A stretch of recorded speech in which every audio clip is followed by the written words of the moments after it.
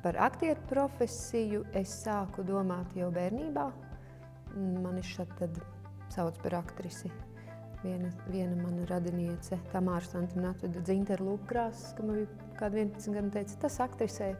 Un man acīm redzot, tas tā visu laiku nāca līdzi. Un pamatskolā es biju soliste, es dziedāju, un man ļoti patika tā sajūta būt uz skatuves. Studiju laiku es atceros kā vienu no visskaistākajiem laikiem manā dzīvē. Arī, protams, vissāpīgāko, jo tieši tad es arī zaudēju mammu, taču tas bija milzīgu pārmaiņu laiks, tāpēc, ka es realizēju gan savu vislielāko sapni studēt Kultūras akadēmijā aktiermākslu. Tas bija mammas zaudējums, bet tie bija mani kursabiedri, vistuvākie, vissirsnīgākie. Un es nevaru iedomāties situāciju, ka mēs uz ielas viens otru ieraudzīdami tur pateikt tikai čau, čau. Mēs ietu klāt, mēs apskautos, mēs dalītos ar kas mūsu dzīvēs notiek. Tā kā tas bija ļoti intensīvs laiks, tās bija sirsnīgas, brālīgas attiecības. Tas paliks uz mūžu, to neviens nevar atņemt. Mans sapnis ir piepildījies. Ideja par stipendiju man ieteica kāds draugs vērsties Vito fondā, jo, diemžēl, nomira mana mamma. Tā kā tētis jau bija miris pirms mammas 7 gadus iepriekš, tad es zināju, ka es vienu galā netikšu. Un es vērsos Vito fondā, un viņi man novirzīja uz Ergo fondu, par ko es arī biju ļoti pateicīga. Un tā sākās mūsu sadarbība.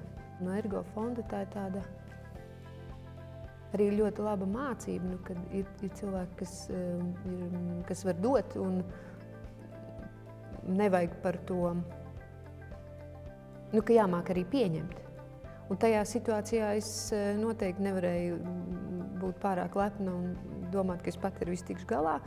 Tas bija liels atspējas, praktiskā, bet tā nav tikai praktiskā puse. Tas ir kaut kur tīri emocionāli atbalsts. Zini, kad par tevi domā, par tevi rūpējas.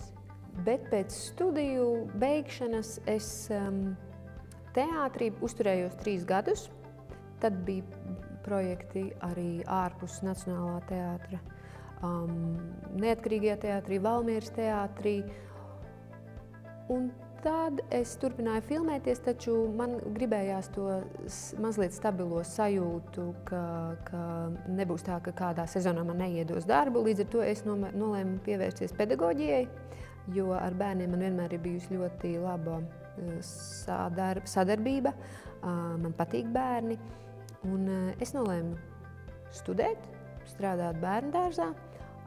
Tad jau vienā brīdī es varēju realizēt sapni un pati mācīties un mācīt citiem keramiku un teātrmākslu.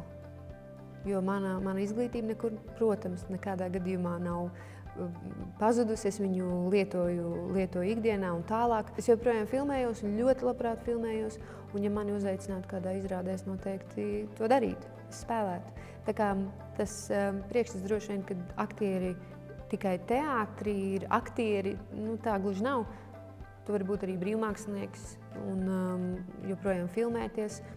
Tas tā jau vairs nav, tas jau nav nekas neparasts. Jaunajiem stipendijātiem es novēlētu azartu visā, ko viņi dara,